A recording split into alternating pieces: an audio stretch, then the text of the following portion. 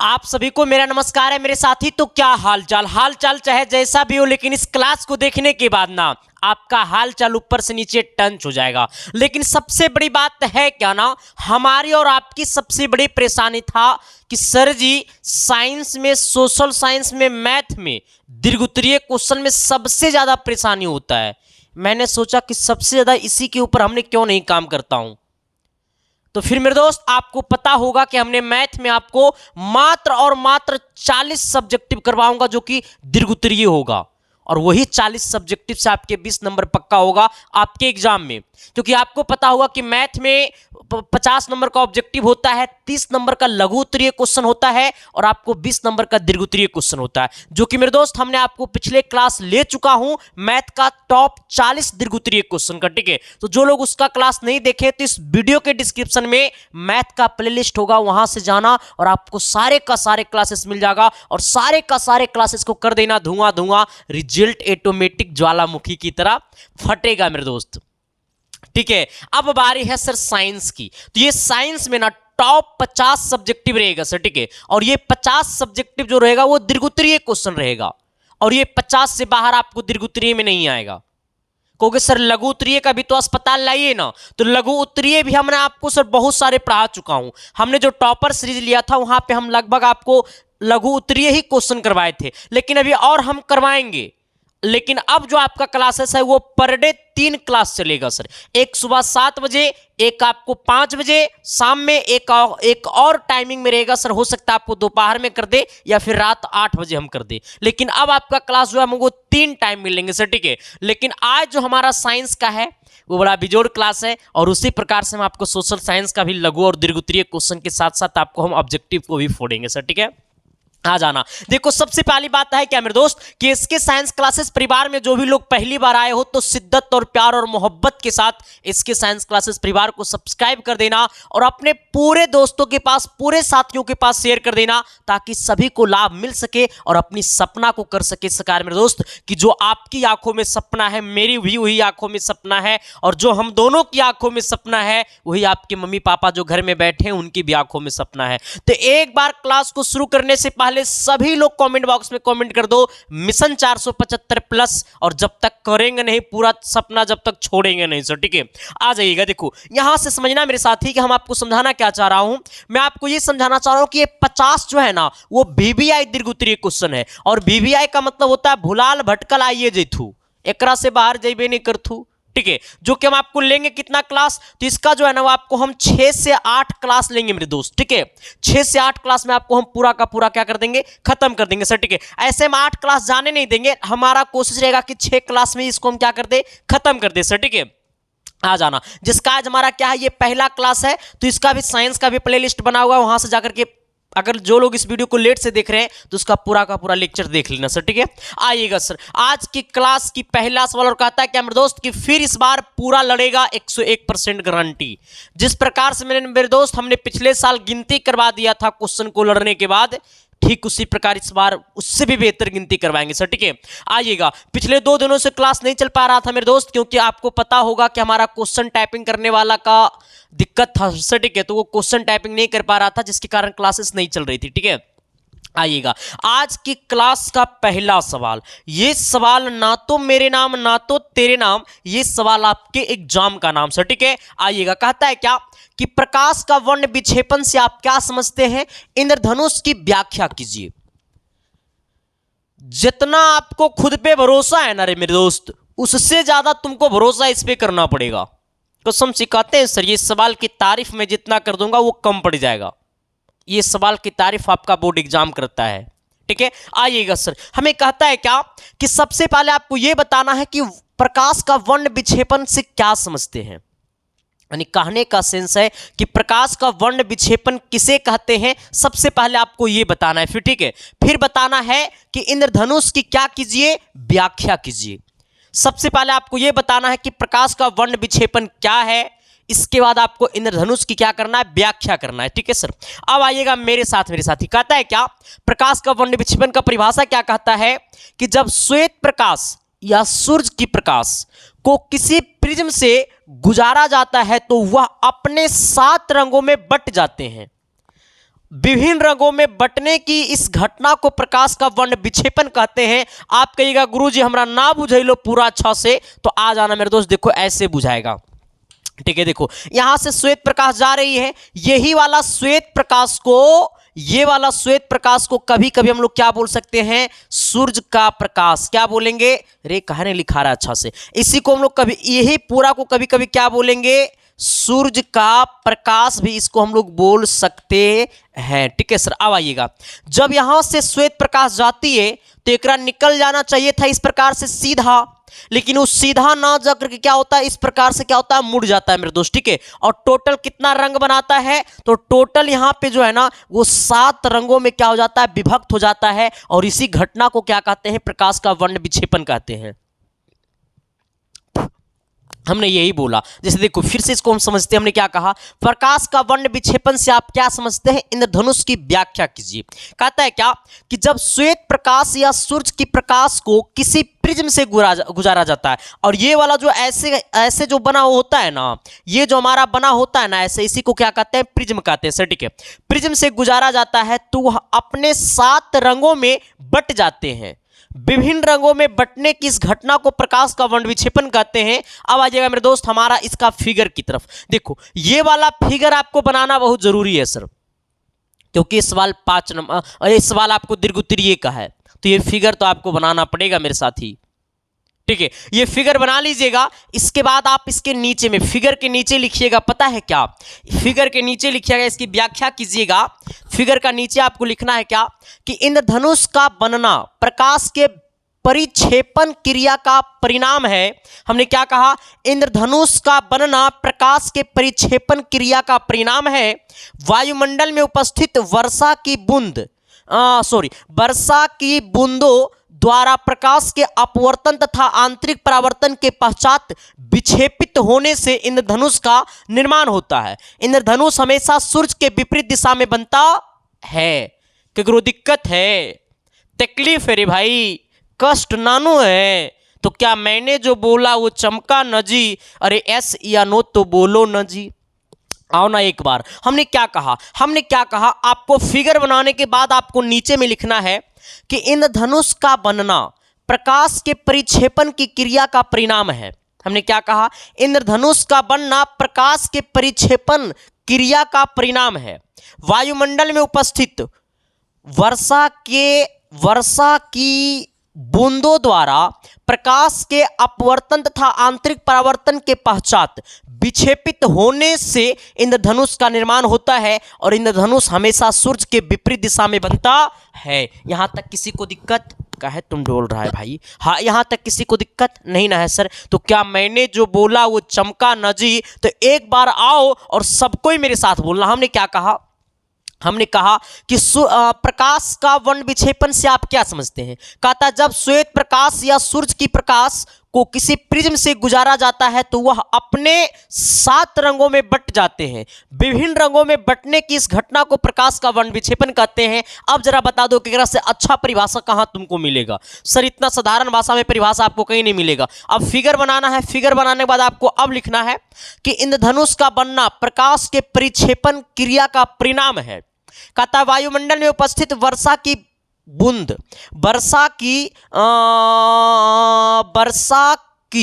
बूंदों द्वारा प्रकाश के अपवर्तन तथा आंतरिक परावर्तन के पश्चात विक्षेपित होने से इंद्रधनुष का निर्माण होता है, और इंद्रधनुष हमेशा सूर्य के विपरीत दिशा में बनता है।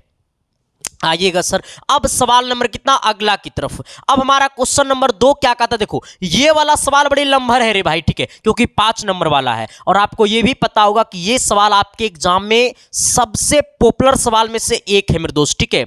ये वाला क्वेश्चन आपके एग्जाम के लिए सबसे पॉपुलर सवाल में से एक है। लेकिन इस क्वेश्चन को आप जरा समझने से पहले आपको एक बात मैं बता देना चाहता हूं मेरे साथी, मेरे दोस्त, मेरे यार हो, कि देखो आपको पता होगा ना सर कि जो भी चीज पढ़ते हो ना तो अब वही पढ़ो जो आपका एग्जाम पूछता है, फालतू में मत पढ़ना, ठीक है। हमने क्या कहा, हमने कहा दैनिक जीवन में पीएच का महत्व का वर्णन कीजिए। हमारे दैनिक जीवन में पीएच वैल्यू का क्या महत्व है, इसको क्या करिए, वर्णन कीजिए सर। ठीक है, तो हमने क्या कहा है, हमने लिखा है कि दैनिक जीवन में पीएच का निम्नलिखित महत्व है। ठीक है, अब इसको आइएगा सर, 1 नंबर में इसका क्या महत्व है, अब जरा हमें ये बताना सर। ठीक है, अब 1 नंबर में आपको लिखना है, पता है क्या लिखना है, कि पौधे और जंतु पीएच के प्रति संवेदनशील होते हैं। हमने क्या कहा, 1 नंबर में आपको लिखना है कि पौधे और जंतु पीएच के प्रति संवेदनशील होते हैं। गौर करना मेरे साथी, बड़ा अच्छा सा चीज है। कहता है कि हमारा शरीर 7.0 से 7.8 पीएच मान के बीच कार्य करता है। हमारा शरीर जो है वो पीएच वैल्यू 7.0 से 7.8 के बीच कार्य करता है। ये ऑब्जेक्टिव में पूछता है। ठीक है, फिर कहता है कि जीव जंतु केवल कम पीएच के पारस के बीच में ही जीवित रह सकते हैं। हमने क्या कहा, जीव जंतु जो होते हैं वो कम पीएच के पारस के बीच में ही जीवित रह सकते हैं। यानी पीएच का कम पारस जब रहेगा ना, कम वैल्यू रहेगा ना, पीएच का जब कम वैल्यू रहेगा तभी जीव जंतु क्या रहेंगे, जीवित रह सकते हैं। ठीक है, फिर कहता है कि वर्षा के जल की पीएच मान जब 5.6 से कम हो जाती है तो वह अम्लीय वर्षा कहलाती है। हमने क्या कहा, वर्षा की जो पानी होती है ना, अगर उसका पीएच मान 5.6 से कम हो जाती है तो वो अम्लीय वर्षा कहलाती है। और अम्लीय वर्षा का जल जब नदी में प्रवाहित होता है, अम्लीय वर्षा जो होती है ना, वो अम्लीय वर्षा का जो जल होता है जब नदी में जाता है ना, जब नदी में प्रवाहित होता है तो नदी के जल का पीएच मान कम होता है। ठीक है, कम होता है, वह कम हो जाता है, यहाँ ना, कम इसको काट देना, कम हो जाता है। ठीक है, कम हो जाता है। ऐसे जल में जलीय जीवों का जीवन कठिन हो जाता है। हमने क्या कहा, मेरी बातों को समझा, नहीं समझा? हमने ये कहा मेरे साथ, इसको जरा काट देना सर। ठीक है, ये कम होता नहीं, इसको आप काटिएगा, कम हो जाता है वो होगा सर। ठीक है, हमने क्या कहा, हमने ये कहा है कि पौधे और जंतु पीएच के प्रति संवेदनशील होते हैं। इसका अब लिखना है, कहता है हमारा शरीर 7.0 से 7.8 पीएच मान के बीच कार्य करता है। जीव जंतु केवल कम पीएच के पारस के बीच में ही जीवित रह सकते हैं। कहता है रह सकते हैं। वर्षा के जल की पीएच मान जब 5.6 से कम हो जाती है तो वह अम्लीय वर्षा कहलाती है। अम्लीय वर्षा का जल जब नदी में प्रवाहित होता है तो नदी के जल का पीएच मान कम हो जाता है, कम हो जाते हैं या फिर कम हो जाता है।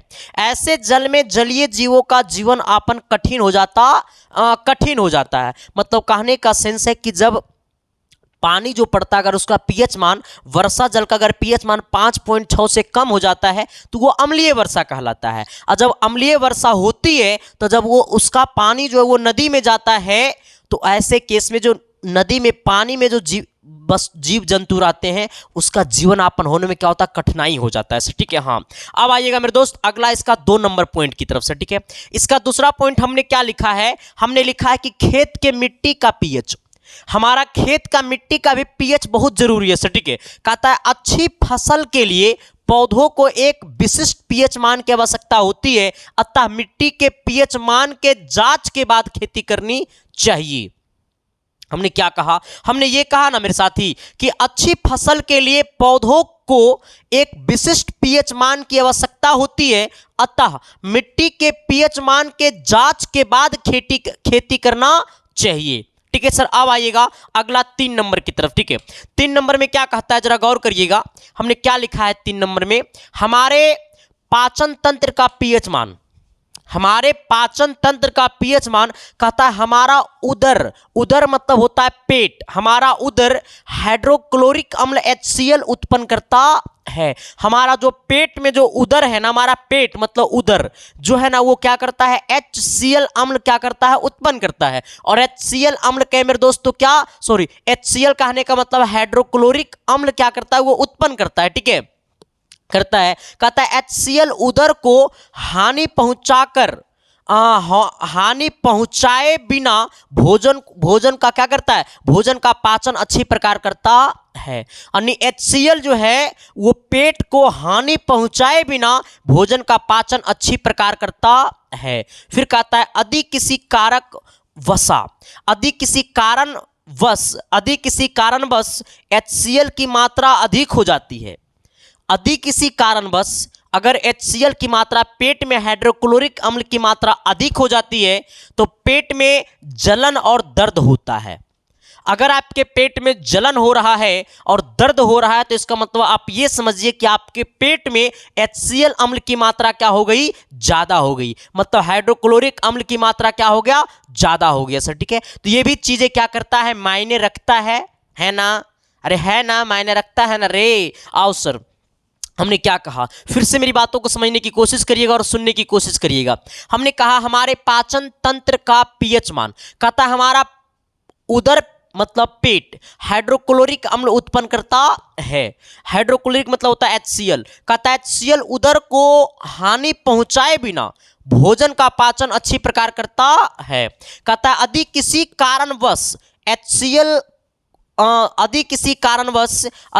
कारणवश HCl की मात्रा अधिक हो जाती है तो पेट में जलन एवं दर्द होता है।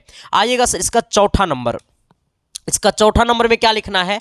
चौथा नंबर कहता है कि पीएच परिवर्तन के कारण दांत का क्षय होना। हमने क्या कहा, पीएच परिवर्तन के कारण, पीएच मान में परिवर्तन के कारण दांत का क्या होना, क्षय होना, मतलब दांत खराब होना। कहता है क्या मेरे दोस्त कि मुंह के पीएच का मान 5.5 से कम होने पर दांतों का क्षय प्रारंभ हो जाता है। हमने क्या कहा, मुंह में पीएच मान 5.5 से अगर कम हो गया तो दांतों का जो है वो क्षय क्या होता है, प्रारंभ हो जाता है होना। मतलब दांत जो है वो खराब होना क्या हो जाता है, प्रारंभ हो जाता है। हमने ये लिखा कि मुंह के पीएच मान 5.5 से कम होने पर दांतों का क्षय प्रारंभ हो जाता है ना। कहता है दांतों की सुरक्षा एनेमल, दांतों की सुरक्षा किससे किया जाता है, एनेमल करता है। दांतों का सुरक्षा कौन करता है, एनेमल करता है। कहता है दांतों का सुरक्षा एनेमल करता है जो कैल्शियम फास्फेट का बना होता है और यह शरीर का सबसे कठोर पदार्थ है।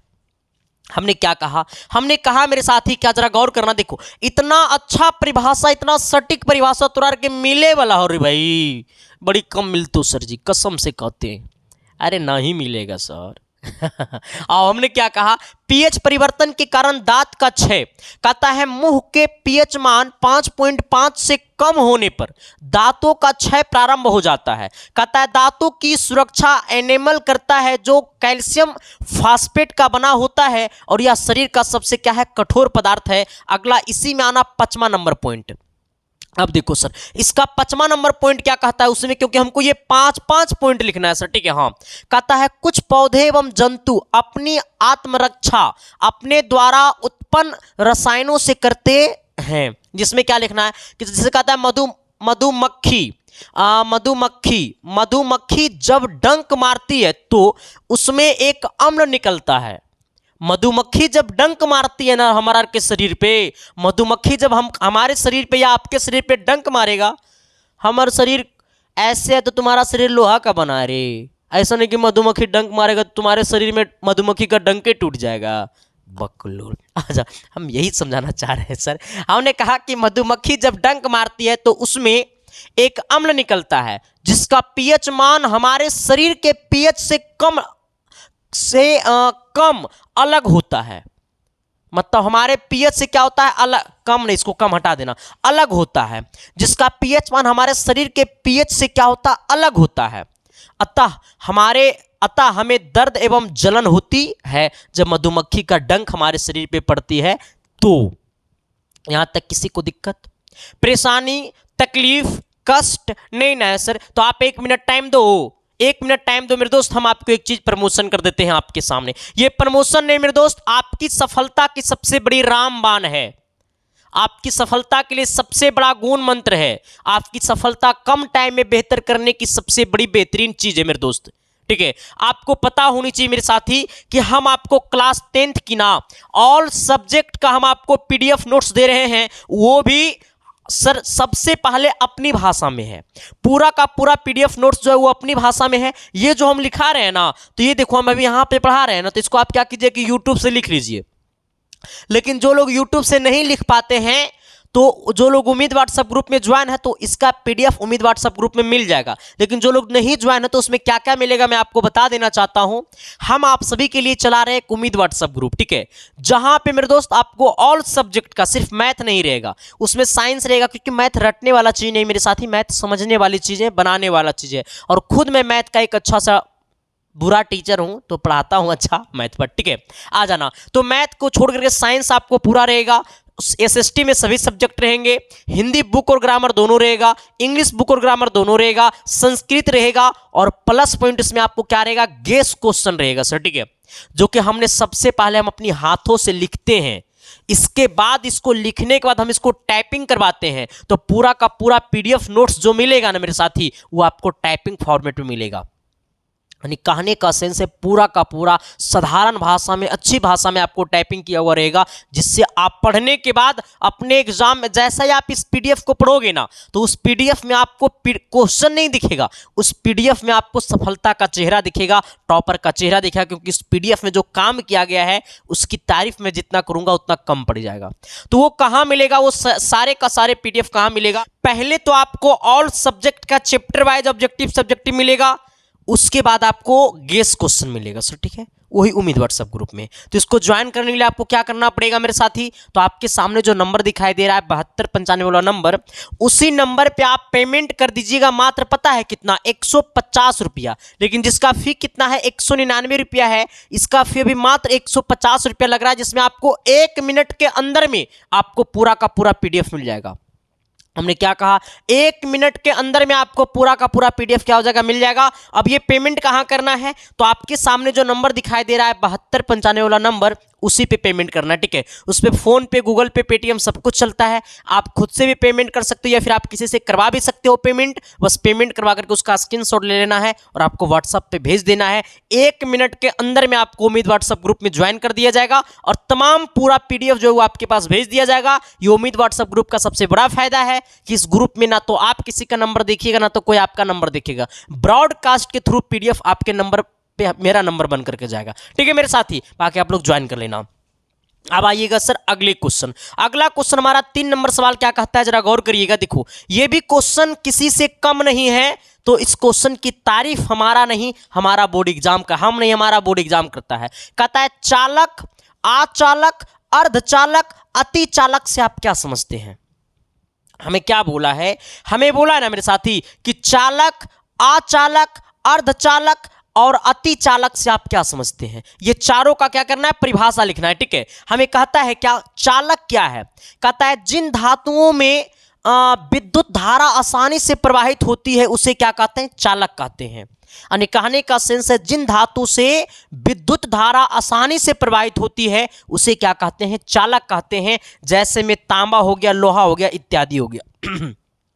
अब आइएगा सर अचालक की तरफ। कहता है अचालक किसे कहते हैं, कहता है वैसा धातु या पदार्थ जिनमें धारा प्रवाहित नहीं होती है।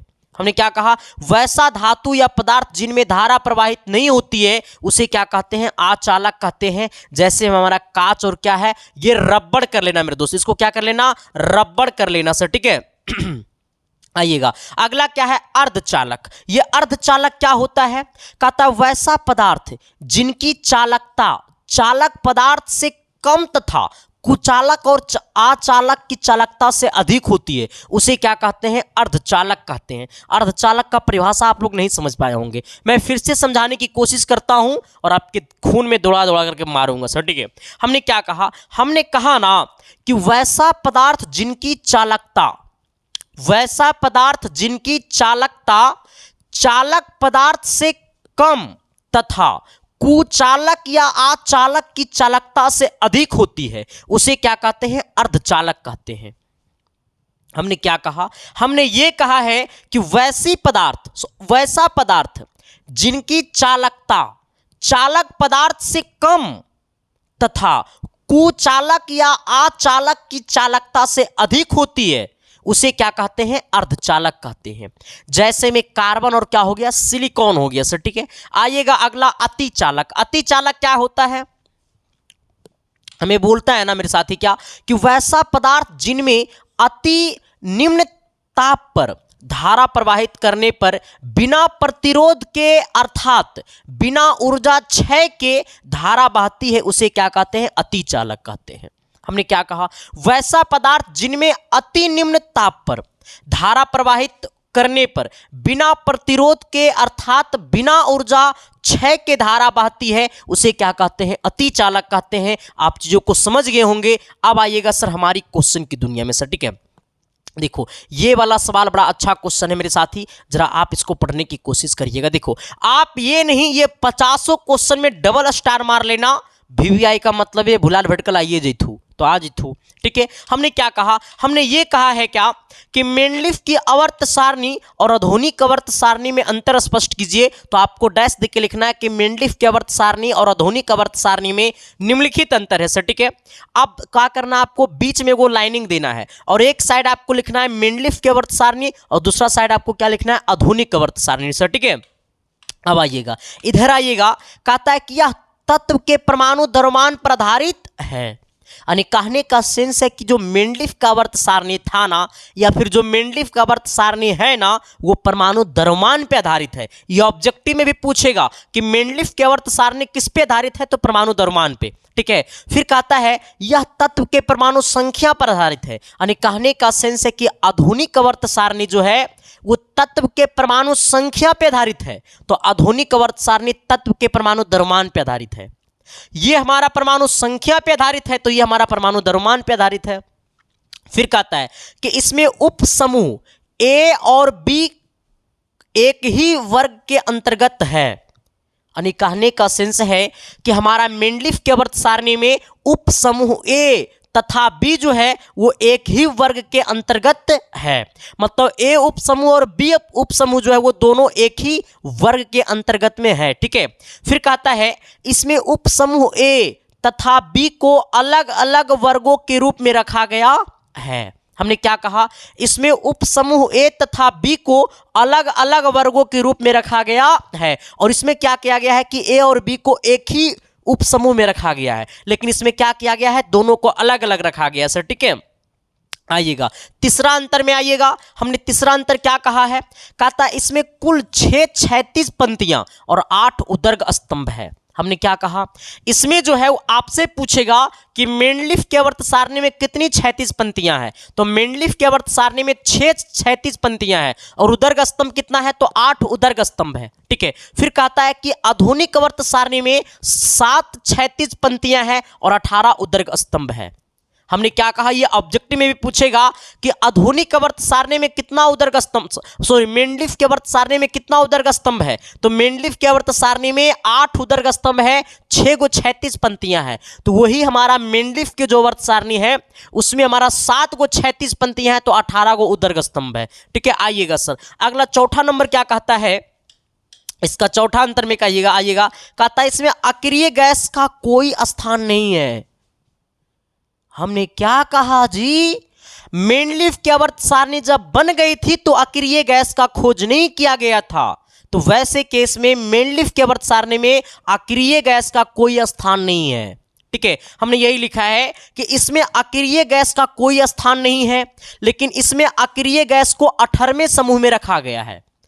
आधुनिक आवर्त सारणी में अक्रिय गैस को 18वें समूह में रखा गया है, तो इसमें अक्रिय गैस का कोई स्थान नहीं है, ठीक है। फिर कहता है कि इसमें कई दोष हैं।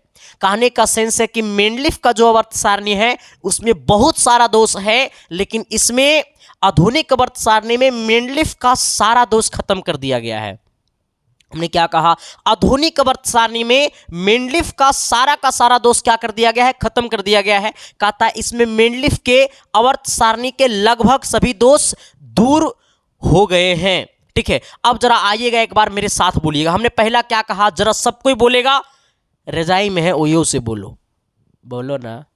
आइएगा हमने कहा यह तत्व के परमाणु द्रव्यमान पे आधारित है, तो यह तत्व के परमाणु संख्या पे आधारित है। इसमें उप समूह ए और ए तथा बी एक ही वर्ग के अंतर्गत है। इसमें उप समूह ए तथा बी को अलग अलग वर्गों के रूप में रखा गया है। इसमें कुल 6 36 पंक्तियां, 8 उदर्ग स्तंभ है। इसमें कुल 7 36 पंक्तियां और 18 उदर्ग स्तंभ है। इसमें अक्रिय गैस का कोई स्थान नहीं है। इसमें अक्रिय गैस को 18वें समूह में रखा गया है।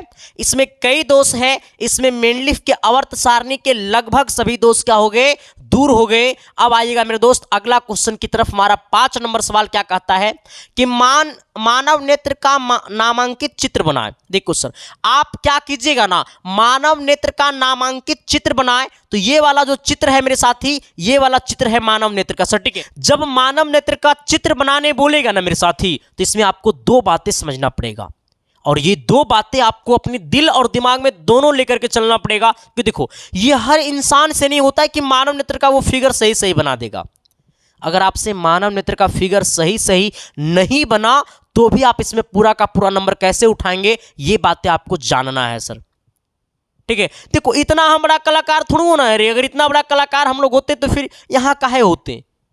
मानव नेत्र का सही सही फिगर ना बने तो भी इसका हम कैसे नंबर उठाएंगे, सबसे पहले आप ये समझना। ठीक है, देखो पहले दूसरी बात क्या है ना, ये आप समझ लेना कि मानव नेत्र की जो सबका पार्ट का, जैसे मान लो क्या है ना कि ये हमारा मांस होता है सर। ठीक है, जो हमारा मानव नेत्र क्या होता है, हमारे आंख में जो लेंस होता है ना, 2 मांसों से लटका हुआ होता है। हमने क्या कहा, हमारी अंदर की जो आंख का जो लेंस है ना, वो 2 मांसों से लटका हुआ होता है। वही मांस जो है ना, वो फैलने और सिकुड़ने की काम करता है। ठीक है, जिसको हम लोग कहते हैं, क्या कहते हैं, पचाम्भी पेशियां, और या फिर इसी को हम लोग कहते हैं मांस पेशियां। इसी को हम लोग क्या कहते हैं, मांस पेशियां। इसी को हम लोग क्या कहते हैं, मांस पेशियां भी कहते हैं, या फिर पचाम्भी मांस भी कहते हैं सर। ठीक है, हाँ, तो फिगर सही नहीं बना तो कोई बात नहीं है, लेकिन जो चीज का जो जिसको आप बना रहे हैं उसका नाम क्या है वो जरूर मेंशन कीजिएगा सर।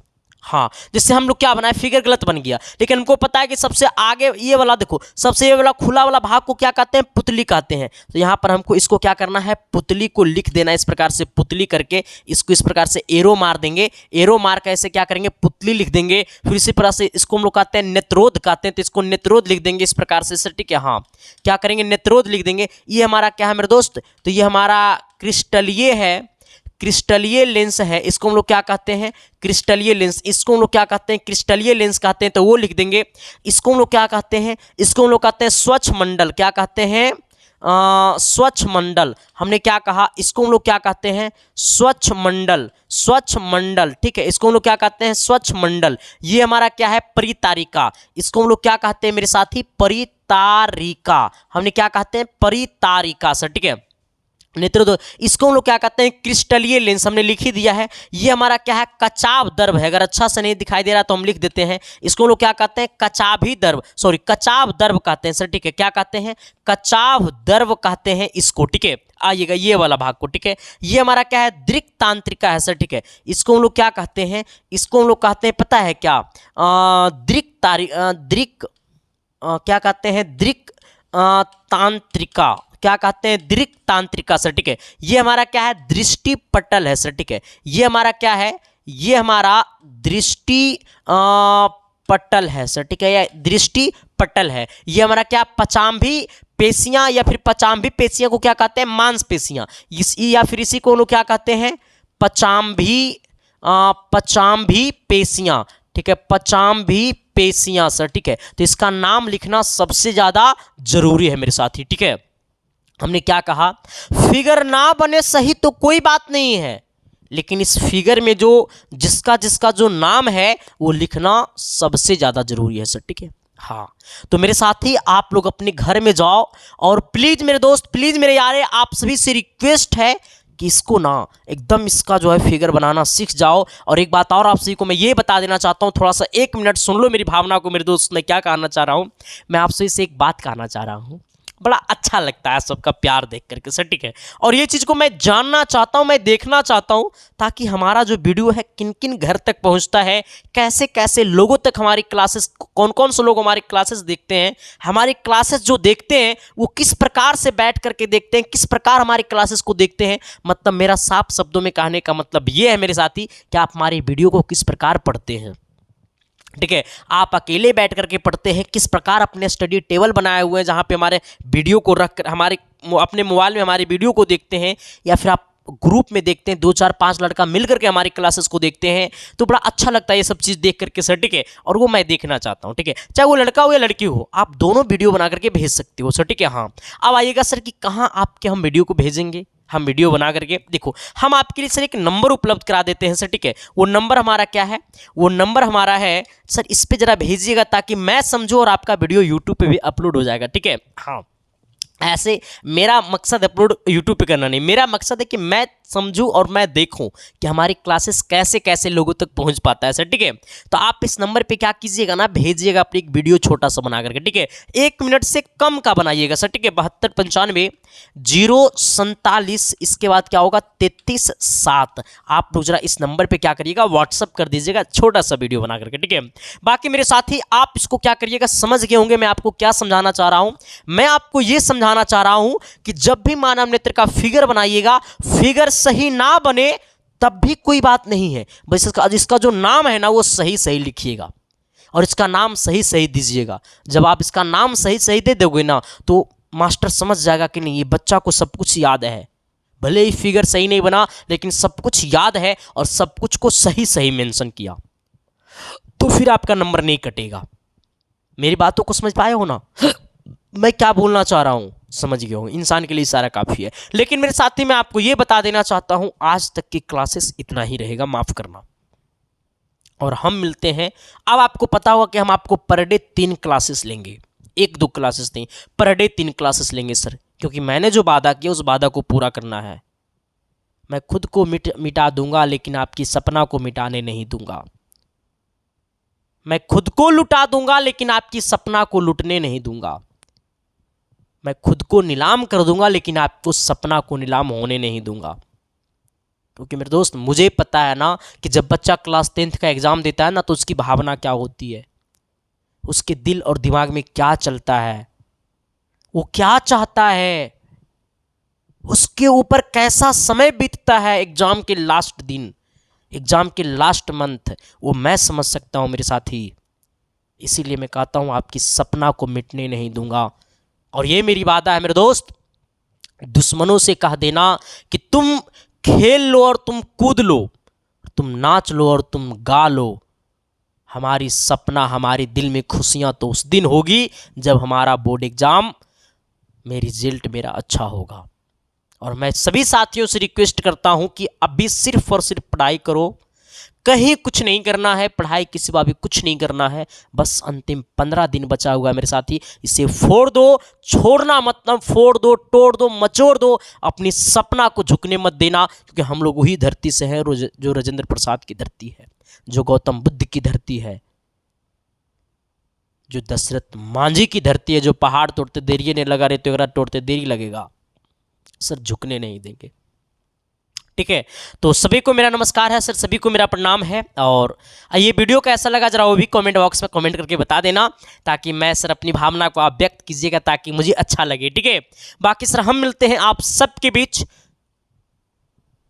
शाम 5 बजे, फिर एक क्लास और हम लेंगे सर, 3 क्लास अब आपका चलेगा डेली, ठीक है। बाकी सभी को थैंक यू, सभी को लव यू दिल से। मिलते हैं आप सबके बीच हम नेक्स्ट क्लास में, तब तक के लिए बाय बाय। और अपने सभी साथियों के पास शेयर कर देना, अपने सभी लोगों तक शेयर कर देना, इस वीडियो को ज़्यादा से ज़्यादा लोगों तक क्या कर देना, फैला देना, ताकि सभी की सपना में क्या हो सके, प्रकाश आ सके, रोशनी आ सके, उनकी झोपड़ी वाला घर महल में बदल सके। क्योंकि जब आप अच्छा करोगे तभी ना सर सपना पूरा होगा सबका, ठीक है। बाकी थैंक यू और लव यू।